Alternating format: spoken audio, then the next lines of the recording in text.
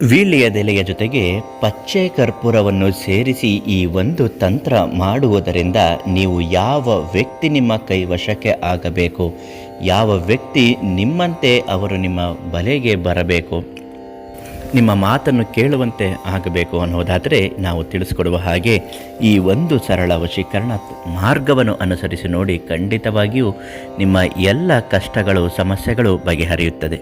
ಅದನ್ನು ಮಾಡುವ ಬಗ್ಗೆ ಇವತ್ತಿನ ವಿಡಿಯೋದಲ್ಲಿ ತಿಳಿಸ್ಕೊಡ್ತೀವಿ. ನಿಮ್ಮ ಜೀವನದಲ್ಲಿರತಕ್ಕಂತಹ ಯಾವುದೇ ಒಂದು ಸಮಸ್ಯೆಗಳು ಶೀಘ್ರ ಮತ್ತು ಶಾಶ್ವತ ಪರಿಹಾರ ಆಗಬೇಕು ಅನ್ನುವುದಾದರೆ ದೈವಜ್ಞ ಗುರುಗಳಾದಂತಹ ಶಿವಾನಂದ ಗುರೂಜಿ ಇವರಿಗೆ ಒಂದು ಕರೆ ಮಾಡಿ ಸ್ತ್ರೀ ಪುರುಷ ವಶೀಕರಣ, ಮಾಟ ಮಂತ್ರ, ಸಂಭೋಗ ವಶೀಕರಣ ಯಾವುದೇ ಇದ್ದರೂ ಇವರಲ್ಲಿ ಪರಿಹಾರ ಶತಸಿದ್ಧವಾಗಿ ಸಾಧ್ಯವಾಗುತ್ತದೆ.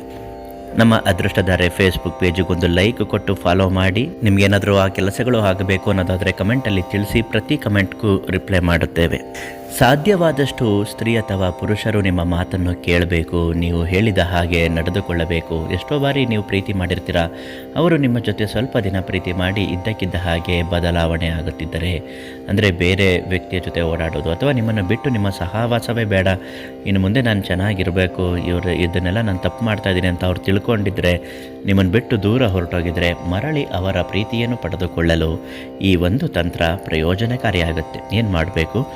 ಎಲ್ಲ ವಿದ್ಯುತ್ ದೀಪಗಳನ್ನು ಆರಿಸಿಬಿಡಬೇಕು. ರಾತ್ರಿ ಹೊತ್ತು 12 ಗಂಟೆಗೆ ಸರಿಯಾಗಿ ಒಂದು ದೀಪವನ್ನು ಹಚ್ಚಿ ಆ ದೀಪದ ಬೆಳಕಿನಲ್ಲೇ ಮಾಡಿಕೊಳ್ಳಬೇಕು. ಒಂದು ದೊಡ್ಡದಾದ ಅಗಲವಾದ ವೀಳ್ಯದೆಲೆಯನ್ನು ತೆಗೆದುಕೊಂಡು ಅದರ ಮೇಲ್ಭಾಗದಲ್ಲಿ ಪಚ್ಚೆ ಕರ್ಪೂರ ಅಂತ ಸಿಗುತ್ತೆ, ಆ ಪಚ್ಚೆ ಕರ್ಪೂರವನ್ನು ಹಾಕಿಕೊಳ್ಳಬೇಕು. ಇನ್ನೊಂದು ವೀಳ್ಯದೆಲೆಯನ್ನು ಅದರ ಮೇಲೆಯೇ ಸೇರಿಸಬೇಕು. ಎರಡೂ ವೀಳ್ಯದೆಲೆಯನ್ನು ಸೇರಿಸಿದ ಮಧ್ಯೆ ಪಚ್ಚೆ ಕರ್ಪೂರ ಇಟ್ಟಂತಹ ವೀಳ್ಯದೆಲೆಯನ್ನು ಬಿಗಿಯಾಗಿ ಹಳದಿ ದಾರದಲ್ಲಿ ಕಟ್ಟಿ ಹಾಕಬೇಕು. ಇದು ಒಂದು ದಿಗ್ಬಂಧನ ಯಂತ್ರವಾಗಿ ರಚನೆಯಾಗುತ್ತೆ. ಇದರಲ್ಲಿ ಪಚ್ಚೆ ಕರ್ಪೂರ ಅನ್ನುವುದು ನಿಮ್ಮ ಬೇಡಿಕೆಗಳು, ಇಷ್ಟಾರ್ಥಗಳು ಈಡೇರಿಸುವಂತೆ ಅದು ಮಾತಿನ ಆಕರ್ಷಣೆಗಳು ಎಳೆದುಕೊಳ್ಳುತ್ತದೆ. ನೀವು ಇಷ್ಟಪಡುವಂತಹ ವ್ಯಕ್ತಿ ನಿಮ್ಮ ಮಾತನ್ನು ಕೇಳುವಂತೆ ಆಗಬೇಕು. ಯಾವ ಕೆಲಸ ಅವರಿಂದ ಆಗಬೇಕು ಅನ್ಕೋತಿರೋ ಆ ಕೆಲಸ ಸಂಪೂರ್ಣವಾಗಿ ಯಶಸ್ವಿಯಾಗಿ ನಡೆಯಬೇಕು. ಅವರು ದೀರ್ಘಕಾಲವಾಗಿ ನಮ್ಮ ವಶೀಕರಣದಲ್ಲೇ ಇರಬೇಕು ಅಂತ ಭಕ್ತಿಯಿಂದ ಬೇಡಿಕೊಂಡು ಸಂಪೂರ್ಣವಾಗಿ ಅದು ಒಣಗಿ ಹೋಗುವವರೆಗೂ ನಿಮ್ಮ ಹತ್ರನೇ ಇಟ್ಕೊಂಡು ಮರುದಿನ ಬೆಳಿಗ್ಗೆನೇ ತೆಗೆದುಕೊಂಡು ಹೋಗಿ ಒಂದು ದೇವಸ್ಥಾನದ ಮರದ ಬುಡಕ್ಕೋ ಅಥವಾ ಪಾಳು ಮನೆಯ ಮರದ ಬುಡಕ್ಕೋ ಅದನ್ನು ಹಾಕಿಬಿಡಬೇಕು. ಈ ರೀತಿ ಮಾಡೋದರಿಂದ ಅಂದುಕೊಂಡ ಕೆಲಸಗಳು ಆಗತ್ತೆ.